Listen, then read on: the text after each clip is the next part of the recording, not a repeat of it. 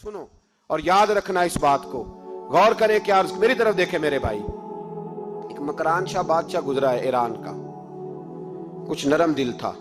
वो ना सैर करने निकला, दरमियान में पुल आता था, एक दरिया था, उसका पुल था और पुल के उस पार जंगल था, सब्जा था, सैरगाहें बनी हुई थी। बादशाह वहां 2-4 दिन रहने का इरादा किया। जब बादशाह वहां पहुंचता है ना मकरान शाह, तो उसने देखा कि वहां 2-3 दिन क़याम करना है, झील है, सैरगाह है, वहां उसने रुकने का प्रोग्राम बना लिया। बादशाह तो अलहदा उसके लिए रिहाइश थी, सिपाही अलहदा रहते थे। यहां तो लोग कहते हैं ना, वो पुलिस को डांटते हैं, पुलिस को पूछते हैं, ओ भाई पुलिस तो तुम्हारे मतहत होती है, पुलिस तो समझ गई है कि तुम किस तरह उनसे काम लेते हो, उनको तो तुम अपने तहत रखते हो। पुलिस वाले अलहदा रहते थे, उसके साथ जो सिपाही गए हुए थे, गनमैन गए हुए थे। मकरान शाह सैर सपाटे पे रहता था। एक बूढ़ी औरत थी, उसकी एक गाय थी, वो जंगल के अंदर बूढ़ी रहती थी, गाय उसकी वहां चरती रहती थी। शाम को वो गाय घर लौटती, बूढ़ी दूध पी के सो जाती। सिपाही उस बूढ़ी के पास आए, कहने लगे तेरी गाय बड़ी सेहतमंद है, हमारे हाथ बेच दे। बूढ़ी ने कहा मेरे बुढ़ापे का सहारा है, उसका दूध पी के मैं जिंदा हूं, बेचूंगी नहीं। वही वाला काम जो हमारे मुल्क में होता है कि कीमत के साथ जमीन देनी है कि मुफ्त देनी है। जब बड़े आदमी को पसंद आ जाती है तो कहते हैं मोल देनी है कि मुफ्त देनी है, तो देनी पड़ती है, गरीब है, क्या करें, मजबूर है, मजलूम है। कहा बूढ़ी औरत से सिपाहियों ने बेच दे, कहा नहीं, कहने लगे नहीं बेचेगी तो हम ले लेंगे। उस औरत की गाय जबरदस्ती सिपाही ज़िबा करके खा गए। बूढ़ी ने बादशाह तक पहुंचना चाहा, लेकिन उसको पहुंचने ना दिया गया, मना कर दिया गया, उसकी रसाई ना हो सकी, गरीब औरत थी। जिस दिन मकरान शाह वापस आ रहे थे ना, सैर करके पुल से गुजर रहे थे, तो किसी ने बूढ़ी से कहा कि बादशाह गुजरेगा। वो छुप के पुल पे बैठ गई और मकरान शाह जब पुल से गुजरने लगे तो बूढ़ी आगे आई और उसके घोड़े की लगाम पकड़ी। ऐसा जुमला कहा कि मकरान शाह चकरा के जमीन पे गिरा और बूढ़ी कहने लगी मकरान शाह, तेरे सिपाही मेरी गाय ज़िबा करके खा गए हैं, तू बता उसका हिसाब इस पुल पे खड़े होके देना कि पुल सिरात पे देना है। बता यहां खड़े होके देगा कि वहां खड़े होके देगा, बोल। अरबाबे इक्तदार, हुकूमत के वानों में बैठने वालों, बताओ ज़ैनब का हिसाब कसूर के चौक में खड़े होके दोगे कि मैदान महशर के चौक में खड़े होके दोगे? बताओ कहां हिसाब देना है, यहां देना है कि वहां देना है? हिसाब तो बहरहाल तुम्हें देना है। इस कौम को उसका हिसाब तो, ज़ैनब का हिसाब तो देना है, देना पड़ेगा, दिया जाएगा, पूछा जाएगा। बताओ यहां देना है कि वहां देना है? देना तो पड़ेगा। यहां दोगे तो हो सकता है कयामत में बच जाओ, और अगर यहां नहीं दोगे तो वहां लटका दिए जाओगे, रुसवा किए जाओगे, पूछा जाएगा।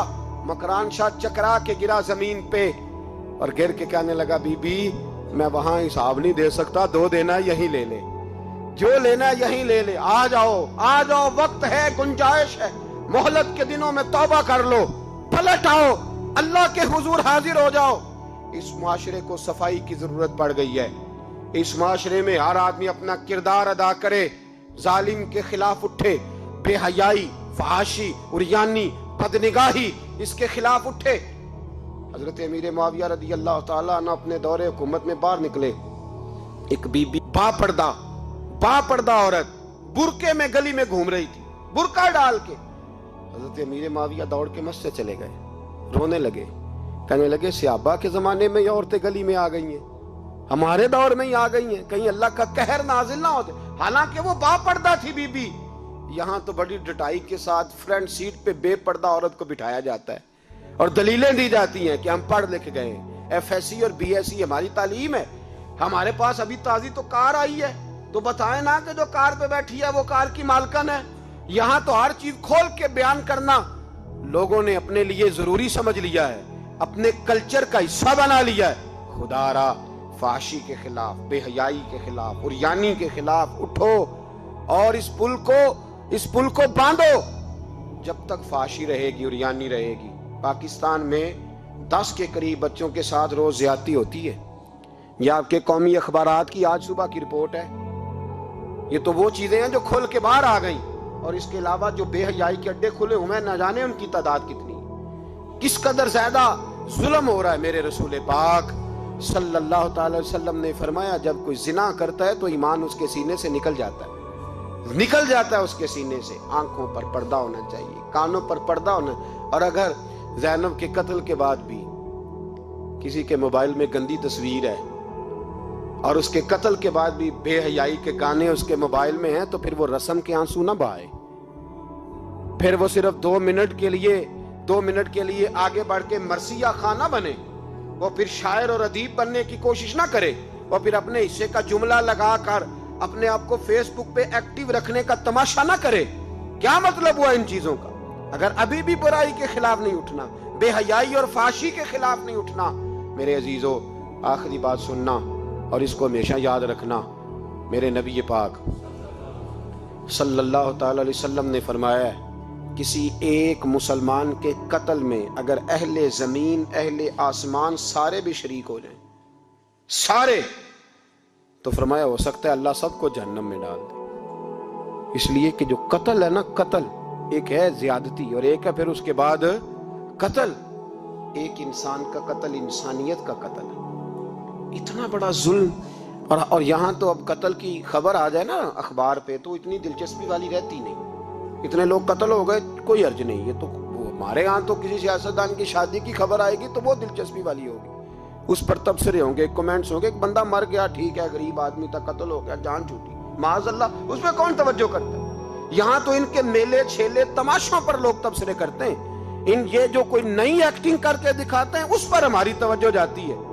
اتنی عورتوں نے خودکشی کر لی اس لیے کہ شام کو کھانا نہیں تھا, بچوں سمیت دریا میں کود گئی. یہ ہوتا رہتا ہے, اس کی خیر ہے. معاذ اللہ, یہ تو سارے زمانے میں. یہ دیکھو کہ کسی سیاسی لیڈر نے کوئی نئی ایکٹنگ کی ہے تو اس پر تبصرہ کرتے ہیں, اس پر تھوڑی دیر بیٹھتے ہیں. او خدا کے بندو, اپنی ترجیحات بدلو. میں کہا کرتا ہوں ان کی گاڑیوں کے پیچھے بھاگنا چھوڑ دو گے تو یہ صحیح ہو جائیں گے. ان کی جائز ناجائز چیزوں پر نعرے لگانے بند کر دو گے تو یہ صحیح ہو جائیں گے. خدا را, زینب تو چلی گئی پر ہمیں ایک پیغام چھوڑ کے گئی ہے کہ فحاشی کے خلاف اٹھ کھڑے ہو. اب ظلم کے خلاف لڑنا سیکھو. اب اپنے اندر یہ طاقت پیدا کرو. اب طاقت پیدا کرو. ہمیں سارا پتہ ہوتا ہے لیکن اس کے باوجود ہم ظالموں کے ساتھ کھڑے ہو کے ان کی تعریفیں کرتے ہیں, تصویریں لگاتے ہیں, سپورٹر ووٹر بنتے ہیں. اب اس کام سے باز آ جاؤ. خدا را اب بھی سمجھ جاؤ. اے اللہ, جمعے کے دن اس اجتماع میں تیری بارگاہ میں دعا کرتے ہیں, خداوندہ ساری بیٹیوں کو حفاظت کا پردہ عطا فرما. اللہ سب کے لیے حفاظت کے پردے نصیب فرما. اور میرے مولا ظالموں کو کیفر کردار تک پہنچا. اللہ ان ظالموں کو نشان عبرت بنا. خداوندہ ان ظالموں